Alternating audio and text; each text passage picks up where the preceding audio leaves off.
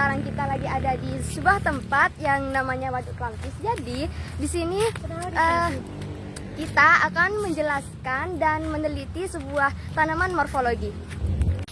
Waduk Klampis terletak di Desa Keramat, Kecamatan Kedungdung, kurang lebih 9 km dari arah utara Kota Sampang. Waduk ini memiliki luas sekitar 2.603 hektar, serta dikelilingi oleh bukit, gunung, juga pepohonan yang rimbun. Pemandangan di sekitar Waduk Klampis ini sangat indah dan juga alami, seolah belum terjemah oleh tangan manusia. Halo guys, di sini saya berada di Waduk Klampis dan saya akan menjelaskan tentang ekosistemnya. Sebelum itu, apa sih ekosistem? Ekosistem adalah suatu sistem yang terdiri dari lingkungan hidup, organisme hidup atau biotik, dan lingkungan fisik atau abiotik yang timbal balik di lingkungan tersebut atau area tertentu. Ekosistem yang ada di Waduk Klampis ini ada banyak. Pertama, ekosistem abiotik.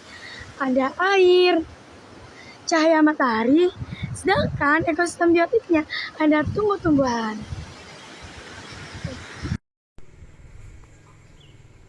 Oke, selanjutnya saya akan mengidentifikasi salah satu tanaman berupa tanaman pepaya.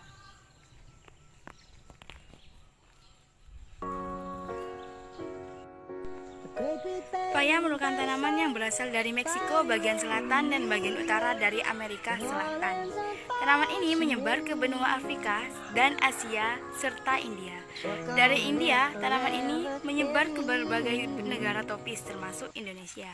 Bentuk dan susunan tubuh bagian luar tanaman pepaya termasuk tumbuhan yang umur sampai berbunganya dikelompokkan sebagai tanaman buah-buahan semusim. Namun dapat tumbuh setahun lebih. Sistem perakarannya memiliki akar tunggang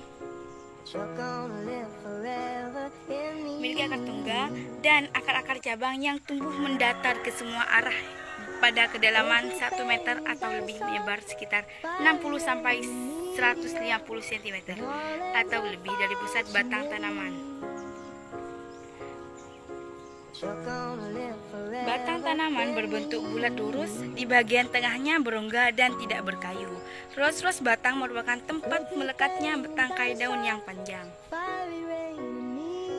Dan pepaya bertulang menjari dengan warna permukaan atas hijau tua, sedangkan warna permukaan bagian bawahnya hijau muda.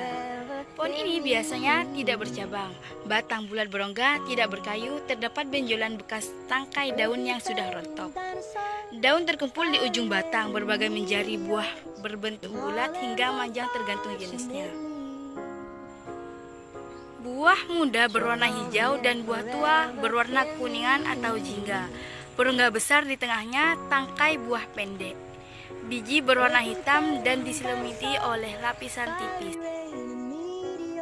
Oke, di sini saya akan mengidentifikasi salah satu tanaman morfologi berupa tanaman pandan.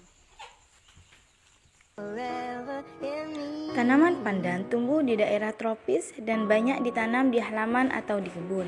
Pandan kadang tumbuh liar di tepi sungai, tepi rawa, dan di tempat-tempat yang agak lembab. Tumbuh subur dari daerah pantai sampai daerah dengan ketinggian 500 meter. Pandan wangi mempunyai daun yang selalu hijau sepanjang tahunnya. Batangnya bulat, dapat tinggal atau bercabang-cabang dan mempunyai akar udara atau akar tunjang yang muncul pada pangkal batang dan berbentuk pita. Manjang tapi daun datar dan ujung daun meruncing. Daun berwarna hijau dan tersusun spiral, panjang dari 40 sampai 50 cm dan lebarnya 3 sampai 5 cm. Tanaman ini merupakan tanaman perdu tahunan dengan tinggi 1 meter. Bunga majemuk berbentuk bangkel dan berwarna putih. Buahnya berbentuk buah batu menggantung berbentuk bola dengan diameter 4,7,5 cm. Baik, di sini saya akan mengidentifikasi tanaman morfologi yaitu berupa pohon jambu. Baik, tanaman jambu biji merupakan tanaman daerah tropis dan dapat tumbuh di daerah subtropis.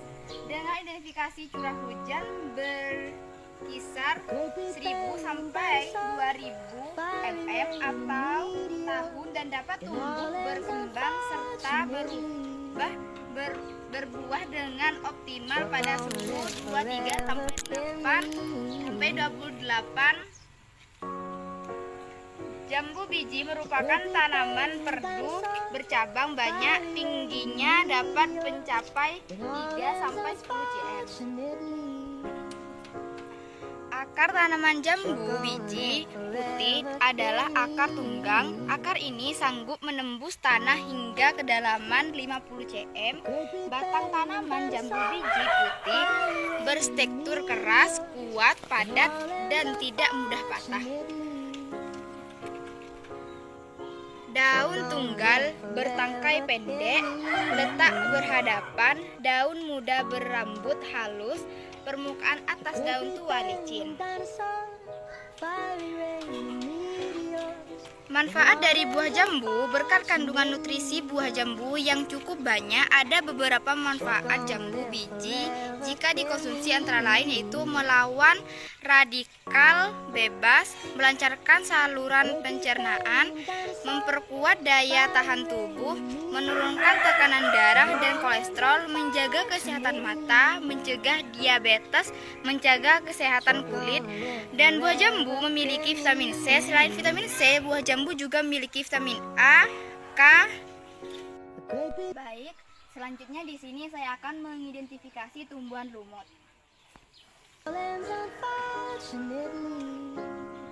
Tumbuhan ini sudah menunjukkan diferensiasi tegas antara organ penyerap hara dan organ fotosintetik, namun belum memiliki akar dan daun sejati. Kelompok tumbuhan ini juga belum memiliki pembuluh sejati alih-alih akar.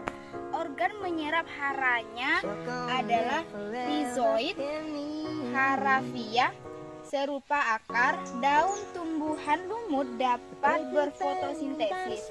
Tumbuhan lumut merupakan tumbuhan pelopor yang tumbuh di suatu tempat sebelum tumbuhan lain mampu tumbuh. Ini terjadi karena tumbuhan lumut berukuran kecil tetapi membentuk koloni yang dapat menjangkau area yang luas. Jaringan tumbuhan yang mati menjadi sumber hara bagi tumbuhan lumut lain dan tumbuhan yang lainnya.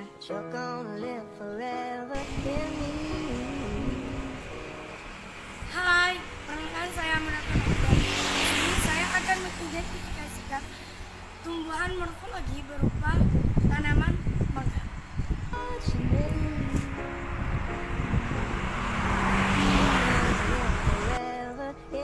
Pohon mangga adalah tanaman berumur panjang, bahkan seberapa spesiesnya dapat berbuah hingga umur 300 tahun. Akarnya mampu tumbuh ke dalam tanah hingga mencapai kedalaman 6 meter dan akar cabang menyebar ke samping. Akarnya pohon mangga termasuk pohon besar, tingginya sampai 35 meter sampai 40 meter. Namun pada kultivar atau varietas tertentunya pada umum mangga yang sengaja dikelompokkan agar tumbuh pendek dan buah banyak. Daun mangga termasuk tanaman evergreen sehingga daunnya tetap hijau sepanjang tahun. Bentuk daun hanya sederhana dalam ukuran panjang 15 cm hingga 35 cm serta lebar 60 cm sampai 60 cm. Saat masih muda daunnya berwarna hitam dengan semburat merah muda. Kemudian dengan cepat berubah menjadi warna merah gelap dan berkilau. Kemudian menjadi warna hijau tua segar. Dan jenis daunnya berupa jenis daun pugar. Bunga pohon mangga menghasilkan bunga yang tumbuh di cabang-cabang pohon. Ukurannya bunganya kecil sekitar 5 meter sampai 10 mm. Bunga mangga berwarna putih dan berongga lembut. Mangga memiliki 5 buah kelompok bunga. Buah mangga pada umumnya buah mangga matang di saat musim panas ataupun kemarau. Biji di dalam daging buah mangga terdapat 1 biji besar. Ukurannya sekitar 4 cm sampai 7 cm.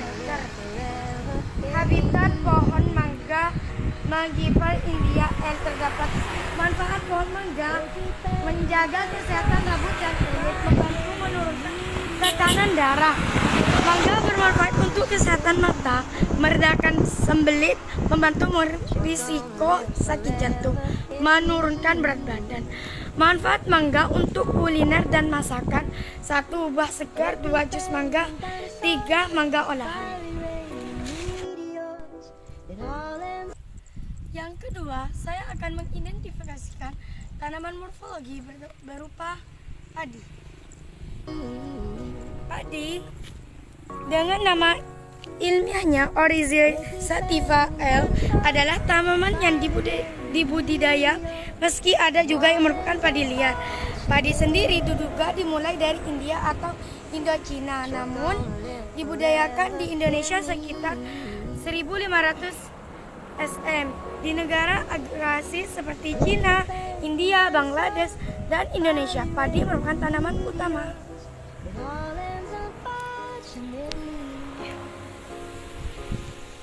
Akar tanaman padi, akar tanaman padi berupa dan bersejenis serabut, yaitu mempunyai banyak dan berfungsi untuk menyerap air di dalam sawah tersebut, sedangkan daunnya menyirip.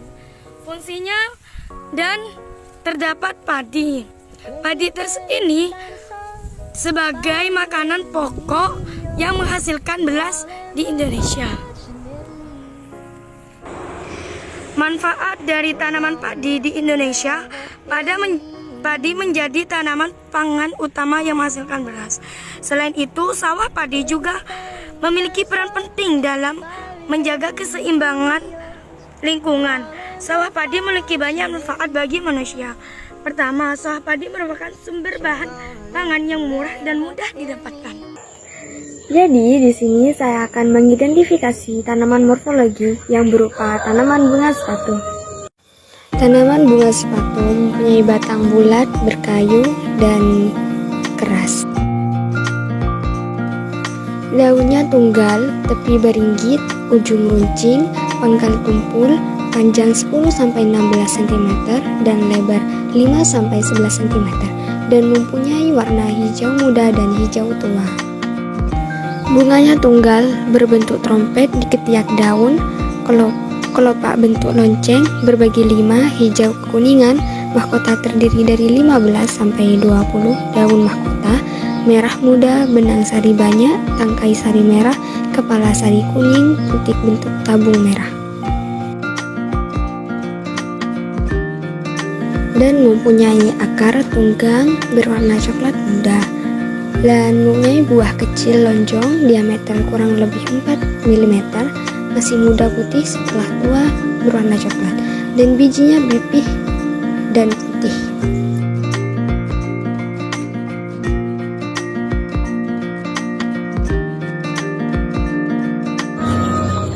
Yang kedua, saya akan mengklasifikasikan tanaman morfologi yang berupa tanaman cabai. Tanaman cabai memiliki akar tunggang yang sangat kuat. Akar tunggang tersebut terdiri atas akar utama dan lateral. Batang cabai umumnya berwarna hijau tua dan berkayu. Panjangnya dapat mencapai 30-37,5 cm dan berdiameter 1,5-3 cm.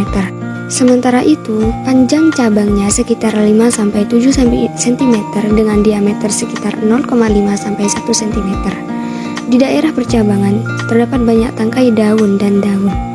Tangkai daun berfungsi untuk menopang daun. Ukuran tangkai daun sangat pendek, hanya sekitar 2-5 cm.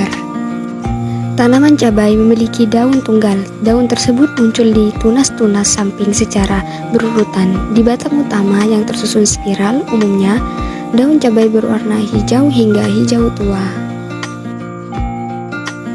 Bunga tanaman cabai bersifat tunggal dan muncul di bagian ujung ruas tunas. Warna mahkota bunga bervariasi mulai dari putih, kuning muda, kuning, ungu dengan dasar putih, putih dengan dasar ungu atau ungu. Warna tersebut tergantung pada varietas yang Anda pilih. Buah cabai berongga dengan jumlah yang berbeda-beda sesuai dengan varietasnya. Di dalam buah terdapat plasenta, tempat biji cabai melekat. Umumnya, daging buah cabai terasa renyah dan kadang-kadang lunak. Ukuran buah cabai bervariasi, tergantung pada varietasnya. Sementara itu, bentuk buah cabai dibedakan menjadi panjang, bulat, segitiga, amplunet, dan blocky. Biji cabai melekat di sepanjang plasenta. Warna biji cabai beragam, mulai dari putih hingga kuning jerami. Bagian luar biji merupakan lapisan yang keras. Biji cabai merupakan bibit untuk menghasilkan tanaman baru. Sekarang saya akan menjelaskan tumbuhan morfologi berupa tanaman paku. Tanaman paku yaitu berupa kelompok tumbuhan yang memiliki struktur berupa akar, batang, daun sejati, serta alat pengangkut atau berkas pengangkut. Ciri-ciri tumbuhan paku adalah ciri-ciri tumbuhan paku ialah tubuh utama tumbuhan paku adalah sporofit, sudah dapat dibedakan akar, batang, dan daunnya, memiliki berkas pembuluh angkut berupa silam dan tulang.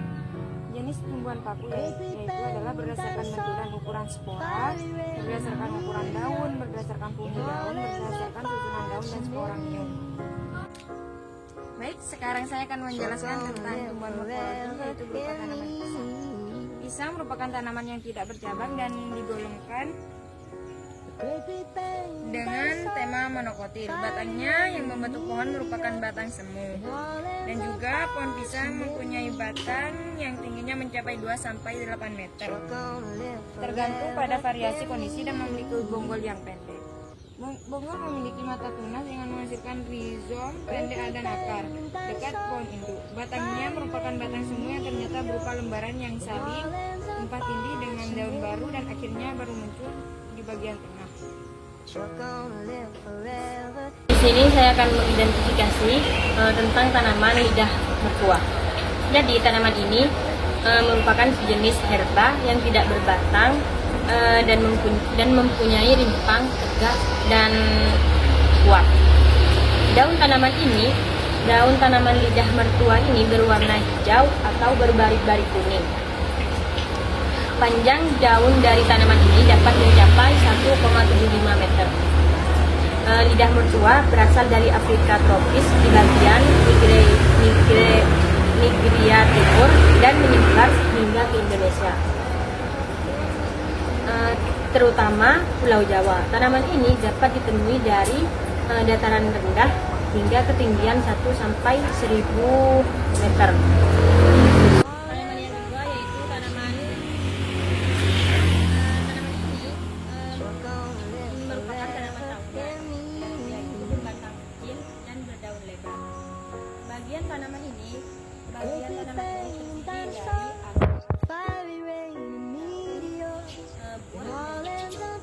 Tanaman ini memiliki struktur perakaran logam yang dalam tanah. Akar cabang dan berwarna tumbuh segala arah. Tinggi tanaman dapat mencapai kira-kira 6 meter. Cabang tanaman